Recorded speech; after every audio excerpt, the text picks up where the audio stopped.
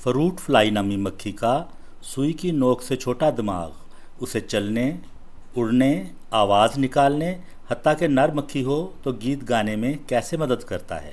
हाल ही में fly wire consortium के नाम से अमेरिका के महकमा सेहत की क़यादत में बहुत से अदारों ने मिलकर मक्खी के दिमाग पर रिसर्च की।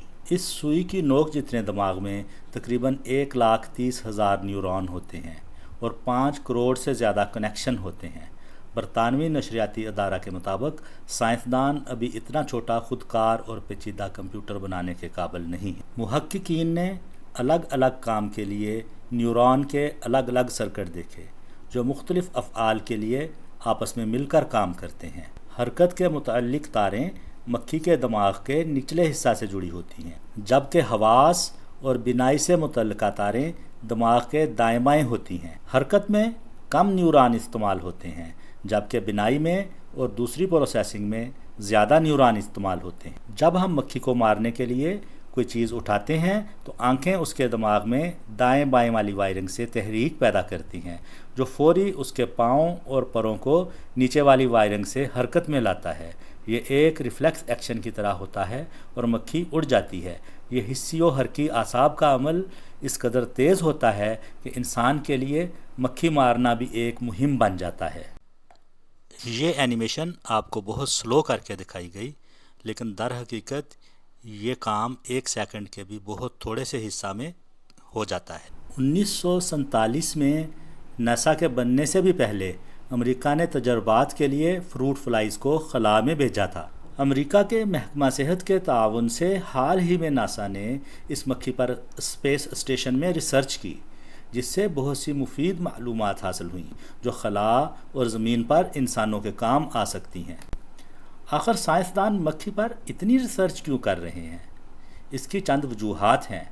क्योंकि मक्खी की ज़िंदगी बहुत मुख्तसर और इसकी पैदाइश की रफ्तार बहुत तेज़ होती है और मक्खी के तकरीबन 60% जीन्स इंसान से मिलते हैं और इंसान में पाई जाने वाली जेनेटिक बीमारियों में से 75% मक्खी में भी पाई जाती हैं। काफ़ी, शराब और कई केमिकल के मक्खियों पर वही नफ़ा नुकसान होते हैं जो इंसान पर होते हैं। इंसानी दिमाग जो बहुत पेचीदा होता है उसमें तकरीबन 86 अरब न्यूरॉन होते हैं और तकरीबन 10 नील या 100 ट्रिलियन कनेक्शन होते हैं। इसे फौरी समझना साइंस के लिए बज़ाहिर नामुमकिन है।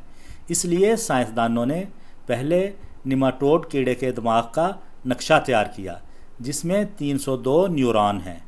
फिर फ्रूट फ्लाई के लार्वा पर रिसर्च की जिसके 3000 के करीब न्यूरॉन हैं। उसके बाद बालिग मक्खी के दिमाग पर रिसर्च की जिसके बारे में आपको ऊपर बताया गया। साइंसदान अभी तक इंसानी दिमाग के बारे में कि ये कैसे काम करता है बहुत कम जानते हैं, लेकिन उन्हें इतना पता था कि इंसानी दिमाग में भी फंक्शन के लिहाज से अलग अलग सर्किट होते हैं, मगर वो सर्किट आपस में राब्ता कैसे करते हैं और कैसे काम करते हैं ये पता नहीं था।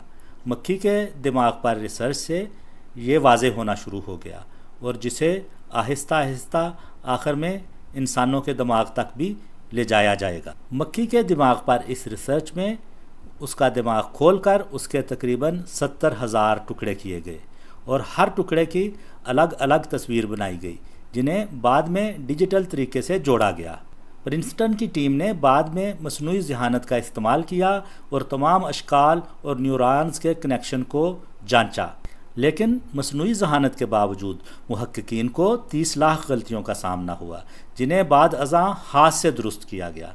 इससे साइंसदान मक्खी के दिमाग के राब्तों को समझने के काबिल हो गए हैं और उम्मीद है कि एक दिन वो इंसान के दिमाग के कनेक्शन और अमल को भी समझने के काबिल हो जाएंगे।